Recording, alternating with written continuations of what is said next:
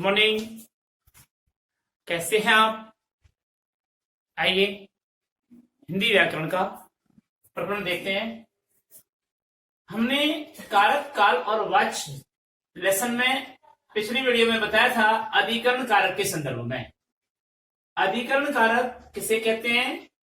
कारक के अंतर्गत कौन सा विभक्ति चिन्ह का प्रयोग किया जाता है? तो हम पढ़ रहे थे अधिकरण कारक की में पर और पे कारक चिन्ह या विभक्ति चिन्हों का प्रयोग किया जाता है। हमने पिछली वीडियो में मैं विभक्ति चिन्ह के संदर्भ में पढ़ा था और अब हम पढ़ने जा रहे हैं पर विभक्ति चिन्ह का प्रयोग। पर विभक्ति चिन्ह अधिकरण कारक में पर विभक्ति चिन्ह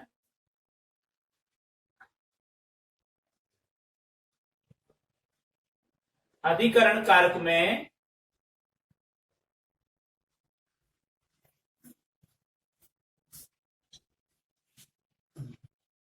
पर विभक्ति चिन्ह का भी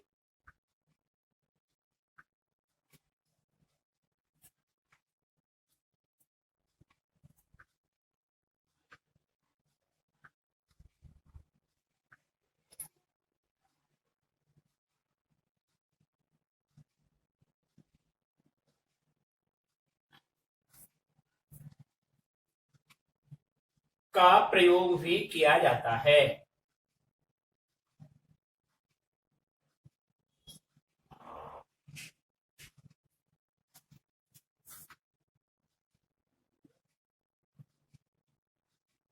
अधिकरण कारक में पर विभक्ति चिन्ह या परसर्ग का प्रयोग भी किया जाता है।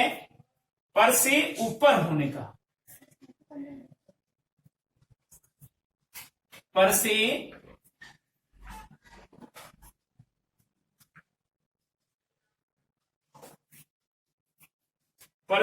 ऊपर होने का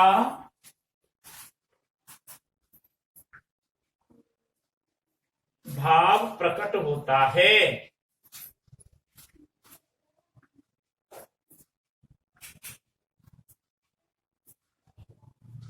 ठीक है, कौन सा? ऊपर होने का, ये अर्थ भाव प्रकट हो रहा है इससे। एग्जाम्पल देखिए, सबसे पहले घर पर क्या, वृक्ष पर चिड़िया चहचहा रही है।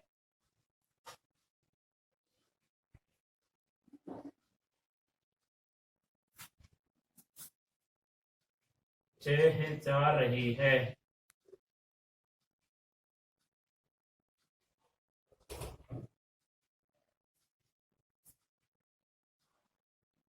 बहुवचनांत है चिड़िया, तो चिड़िया और क्रिया भी बहुवचनांत हो जाएगी।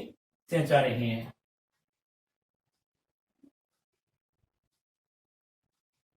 छत पर बहुत बंदर हैं। यहां पर छत पर। रवि सड़क पर दौड़ रहा है।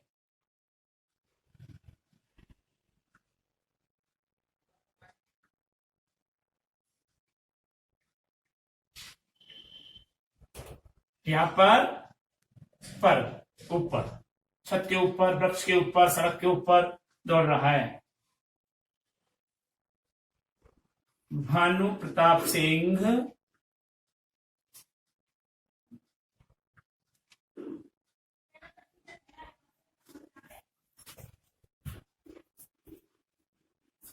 घोड़े पर सवार हैं। घोड़े पर सवार है। तो यहां पर से तात्पर्य ऊपर है। इस उदाहरण में पर से तात्पर्य ऊपर है। अब नियम एक देखिए, पर कारक चिन्ह कहीं कहीं में पर कारक चिन्ह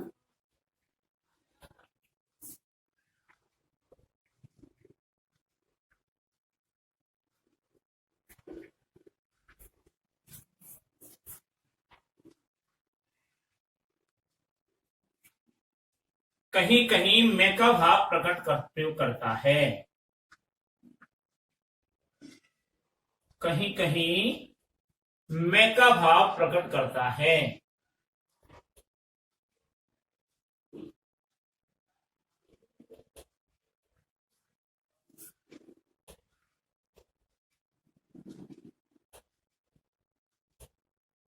कहीं कहीं मैं का भाव प्रकट करता है, परंतु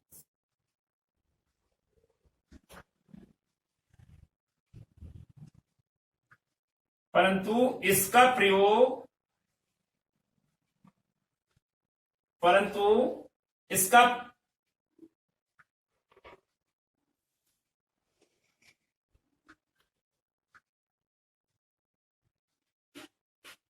परंतु इसका प्रत्येक स्थान पर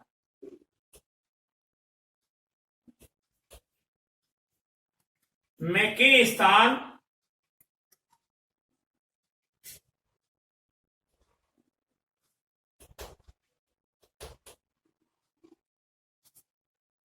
प्रयोग संभव नहीं है।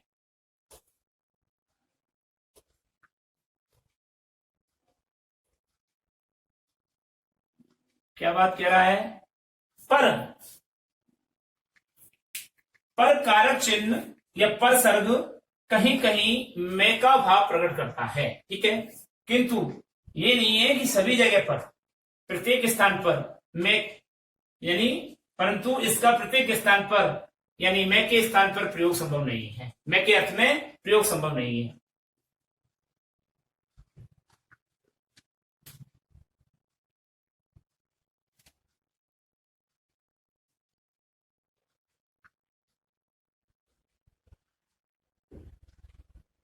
यानी कि मैं के स्थान पर या मैं की जगह पर हम बार बार इसका प्रयोग करते चले जाएं, ये संभव नहीं है।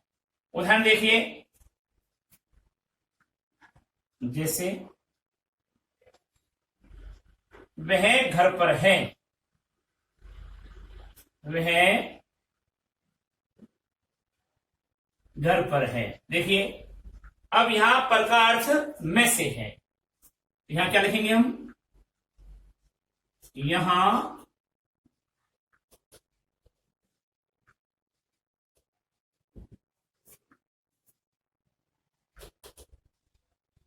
पर का अर्थ क्या है? में निकलता है।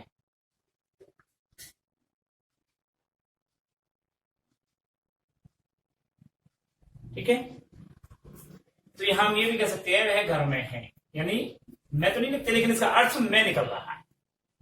दूसरा, वह कमरे पर घुसा। अब कमरे में घुसा, इसके स्थान पर हम पर नहीं लगा सकते।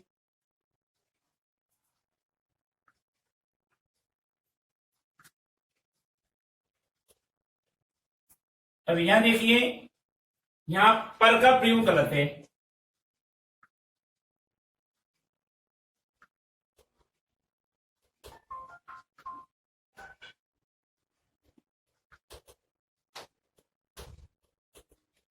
प्रयोग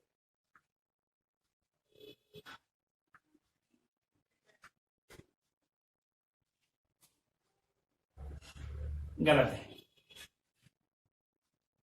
और यहां पर क्या हुआ? यहां पर का अर्थ में है, तो यहां पर यह उचित है।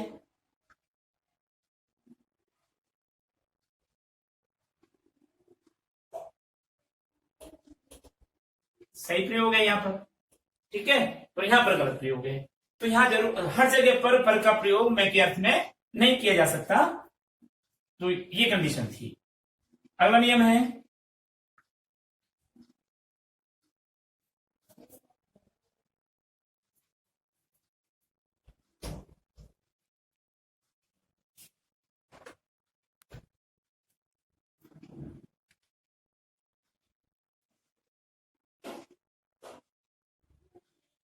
कुछ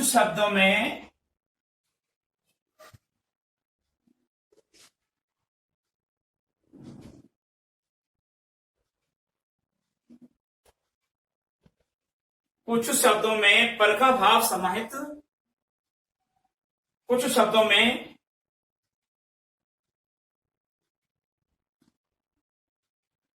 पर का भाव समाहित होता है।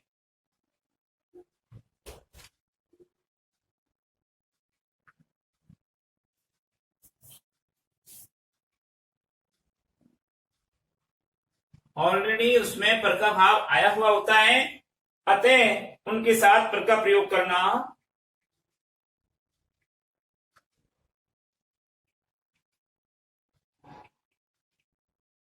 उनके साथ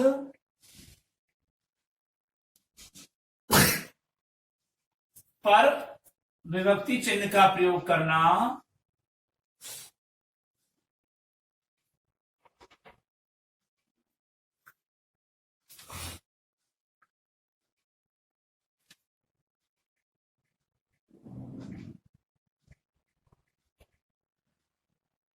अनुचित होगा।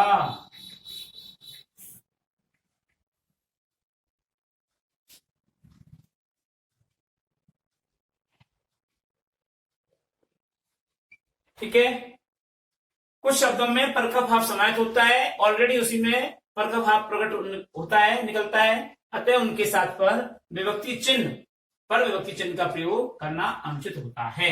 जैसे उदाहरण देखिए,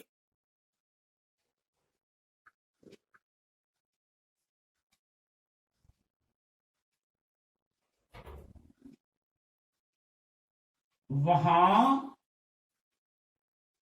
बड़ी भीड़ लगी है।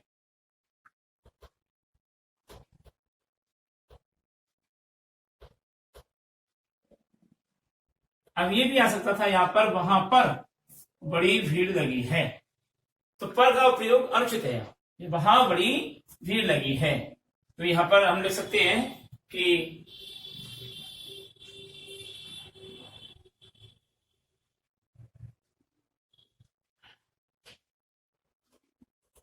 प्रयोग करना उचित नहीं है।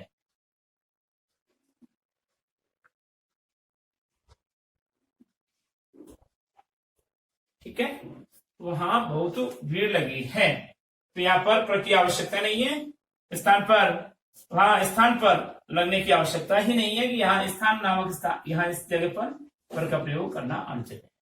ठीक है, अगला नियम है, कभी कभी पर कारक चिन्ह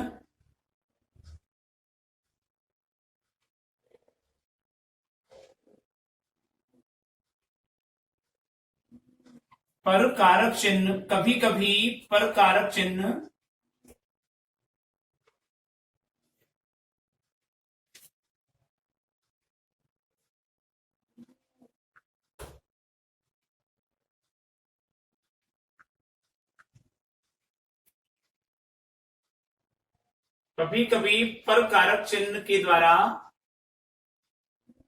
अधिकता का बोध होता है। अधिकता का बोध होता है।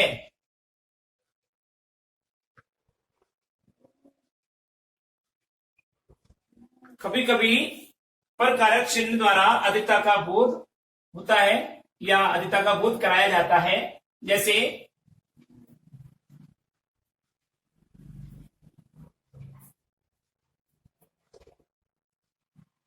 वह क्रोध पर क्रोध करता चला जा रहा है।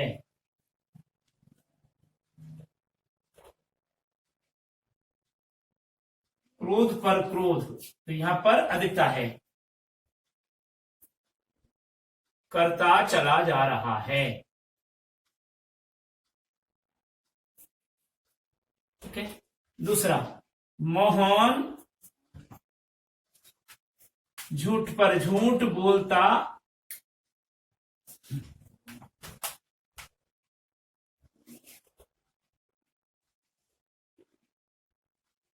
झूठ पर झूठ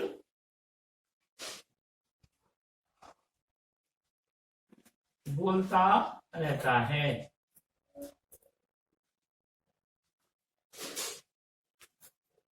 तो ये चीजें हैं, अधिकता का बोध करा रहा है। ठीक है, तो ये कभी कभी पर जो विभक्ति चिन्ह है वह अधिकता का बोध कराता है। तो इस प्रकार ये अधिकरण कारक मैं पेपर, अच्छा, पे का प्रयोग नो डाल करके लिख देंगे।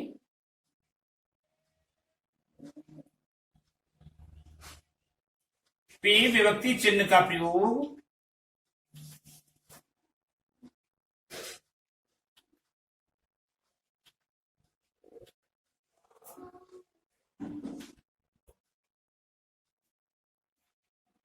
पे विभक्ति चिन्ह का प्रयोग पर आधारित होता है।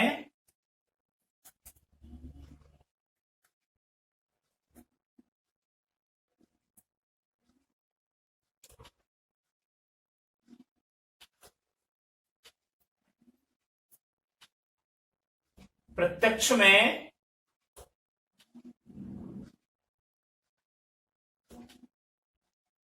इसका प्रयोग प्राय देखने को नहीं मिलता।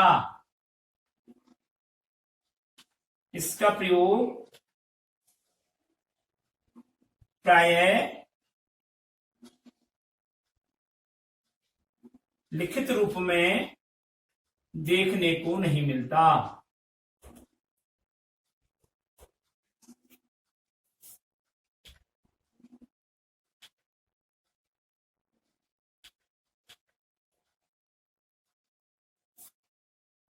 किंतु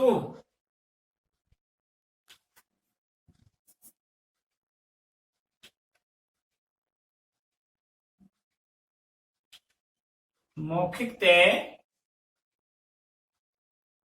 भाषा में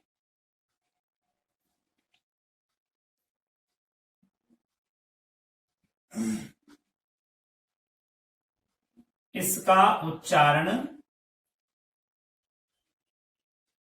क्षेत्रीय रूप में किया जाता है।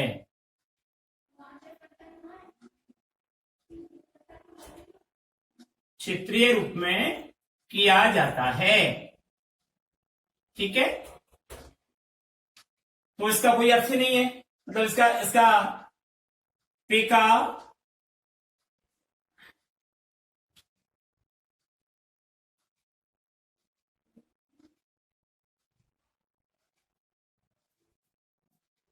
पे विभक्ति चिन्ह के स्थान पर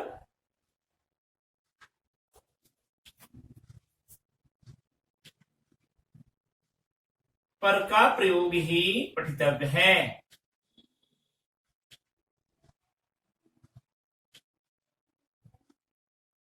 तो ये हमारा इस प्रकार से अधिकरण कारक का कारक चिन्ह यानी विभक्ति चिन्ह जो थे, जो नियम थे, वो हमने पढ़े हैं। अब आता है हमारा 8वां संबोधन कारक।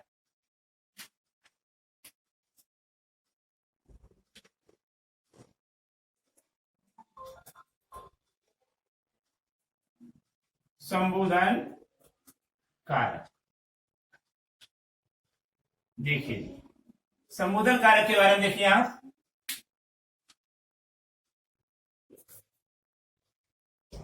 संबोधन किसे कहते हैं?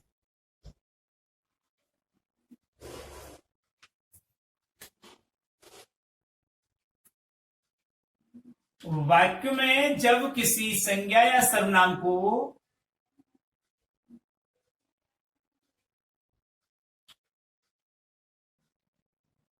वाक्य में जब किसी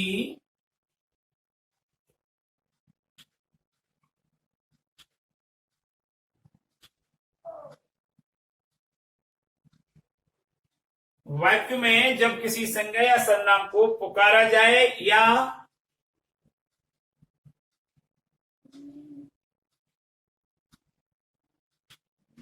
या संबोधित किया जाए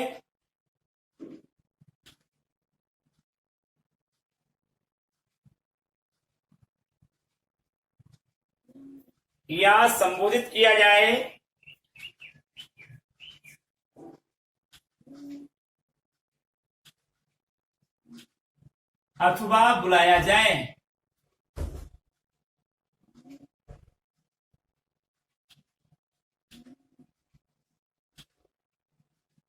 वाक्य में जब किसी संज्ञा या सर्वनाम को पुकारा जाए या संबोधित किया जाए अथवा बुलाया जाए, उसे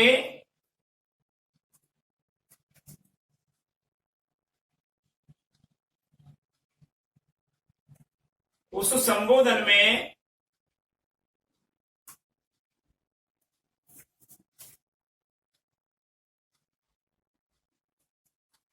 बुलाने या पुकारने का बोध होता है।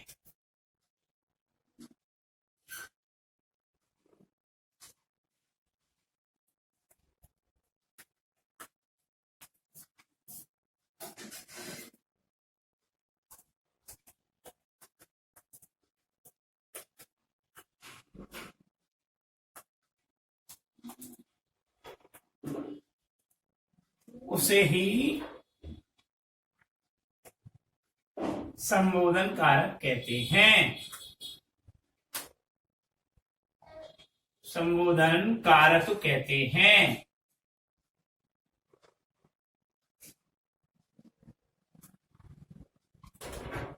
क्या वाक्य में जब किसी संज्ञा या सर्वनाम को बुलाया जाए या संबोधित किया जाए अथवा बुलाया या पुकारा जाए, उस संबोधन में बुलाने या पुकारने का बोध कराने वाले शब्दों को ही क्या कहते हैं? संबोधन कारक कहते हैं।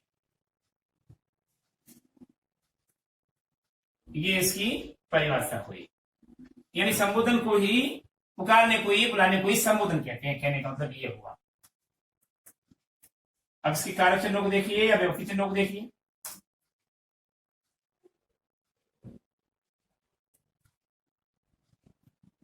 संबोधन कारक में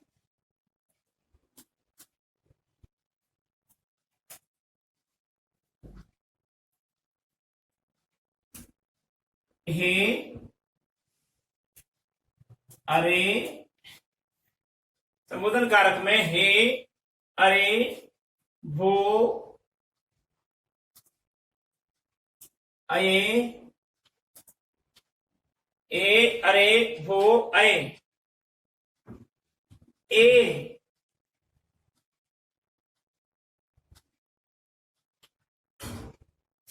आदि विभक्ति चिन्हों का प्रयोग किया जाता है।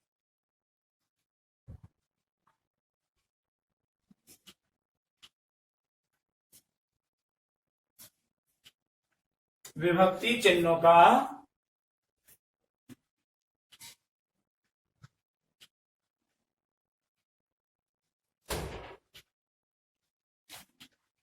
प्रयोग किया जाता है।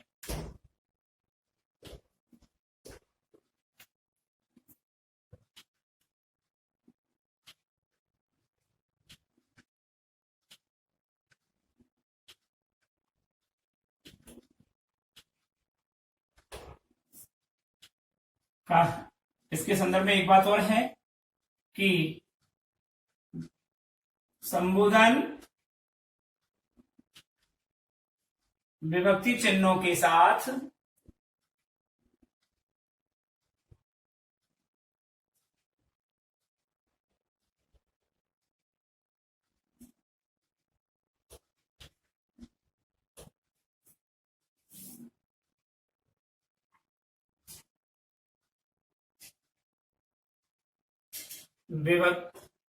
संबोधन वाचक चिन्ह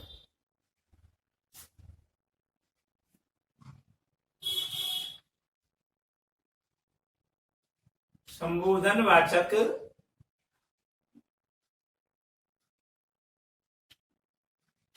चिन्ह ये कौन सा है?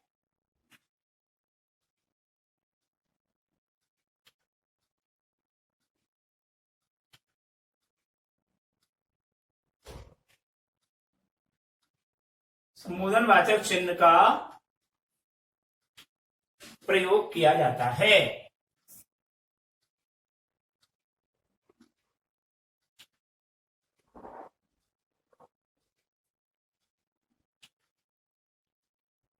अब देखिए, किसी संज्ञा या सर्वनाम को बुलाया जाए, पुकारा जाए या संबोधित किया जाए, उसे संबोधन कारक कहते हैं।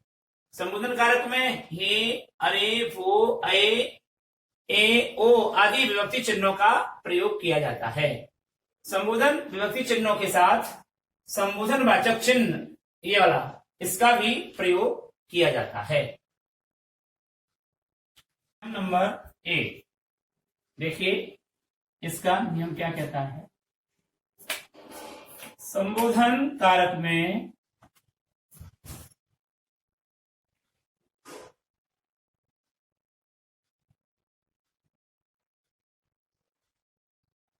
संबोधन कारक के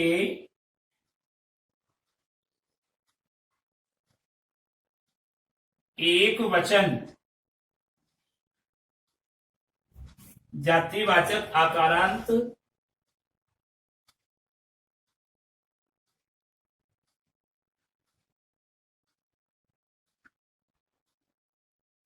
संबोधन कारक के एक वचन जातिवाचक आकारांत पुल्लिंग संज्ञाएं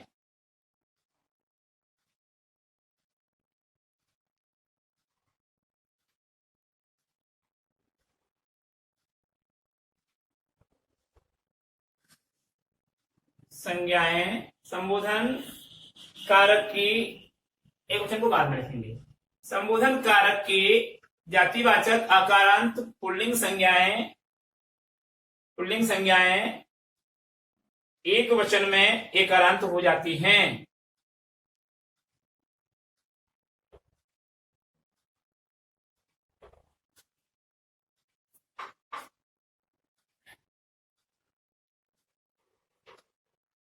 आकारांत के स्थान पर एकारांत हो जाती हैं।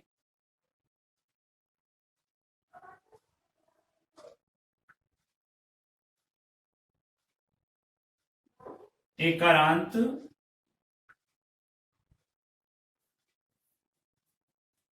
हो जाती हैं।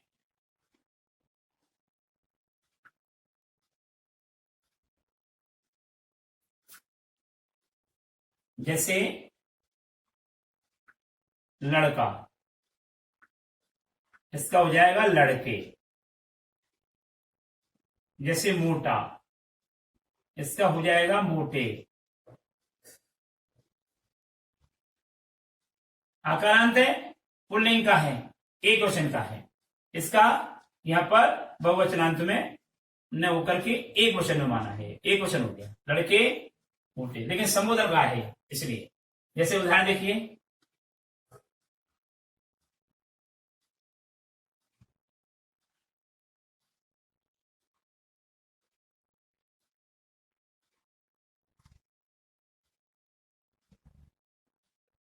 ए लड़के जरा इधर आओ।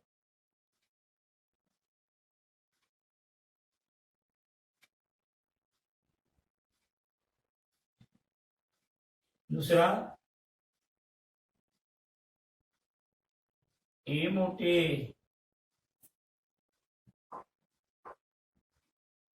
या अरे कर दो इसको।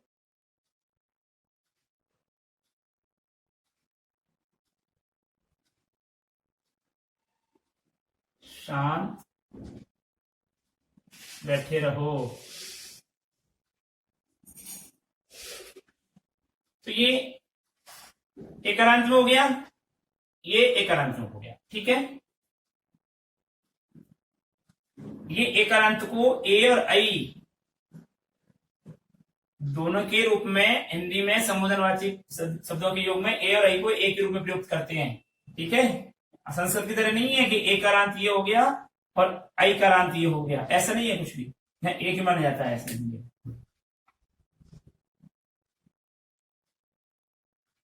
अब देखिए ये नंबर 2 इसका,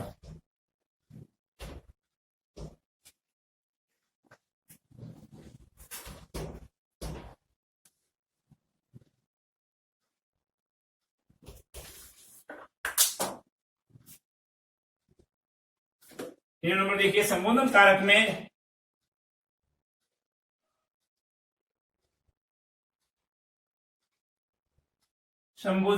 में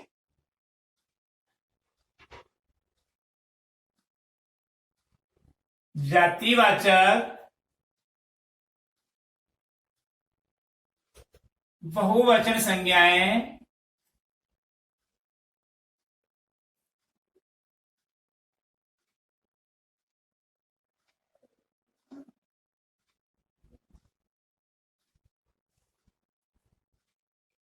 ओ तथा संबोधन कारक में जातिवाचक बहुवचन संज्ञाओं में ओ तथा यों विभक्ति चिन्ह लग जाता है।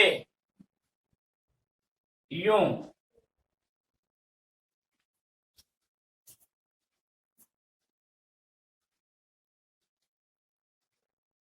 ऊं तथा यों विभक्ति चिन्ह लग जाता है।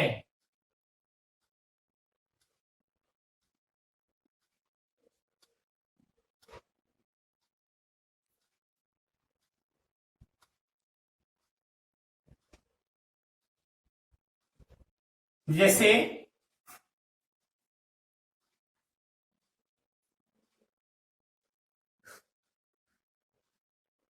मित्र, मित्र से बना मित्रों, ठीक है। भाई, भाइयों, सज्जन, सज्जनों। देखिए मित्रों,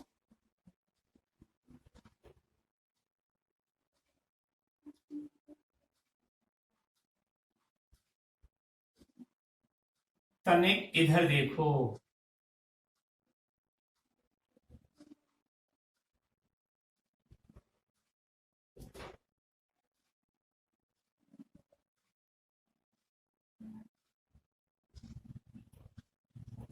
भाइयों,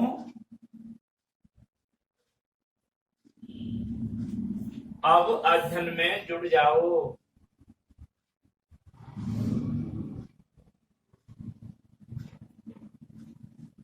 अब अध्ययन में जुड़ जाना।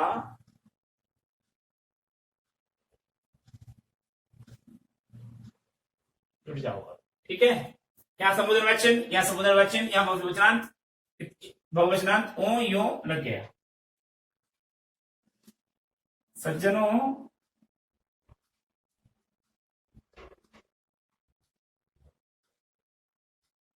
संबोधन वाचक चिन्ह,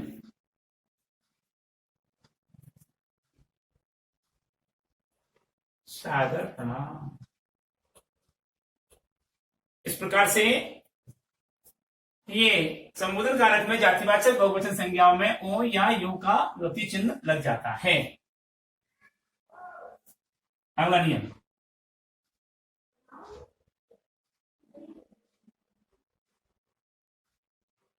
संबोधन कारक में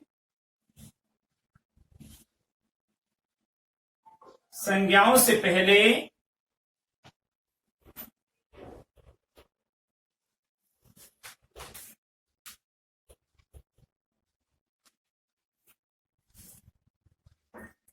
ए ओ और ए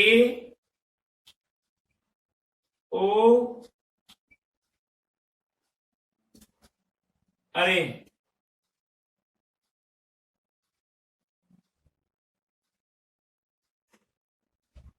ए ओ अरे आदि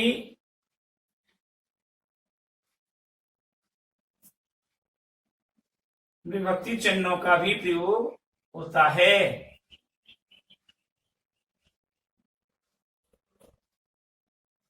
विभक्ति चिन्हों का भी प्रयोग होता है।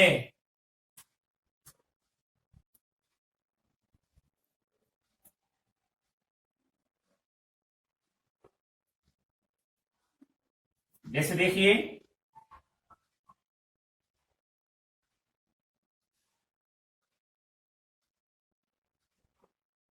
हे प्रभु कृपा करो।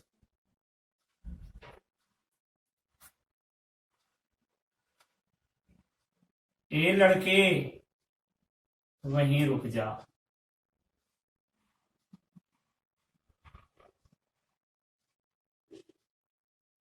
वहीं रुक जा। अरे मूर्ख,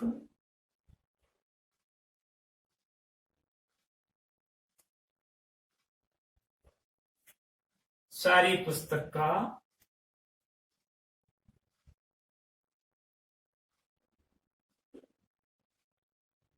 पुस्तक को फाड़ दिया।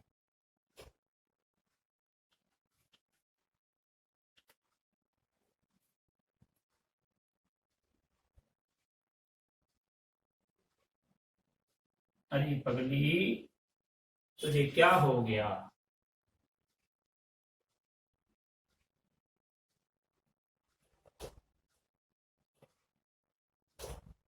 ठीक है,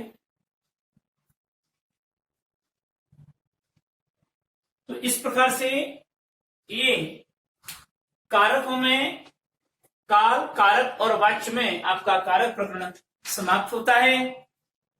अगले वीडियो में हम काल के बारे में पढ़ेंगे और काल कितने प्रकार के होते हैं, काल क्या होता है। तब तक के लिए हम विदा लेते हैं। नमस्कार।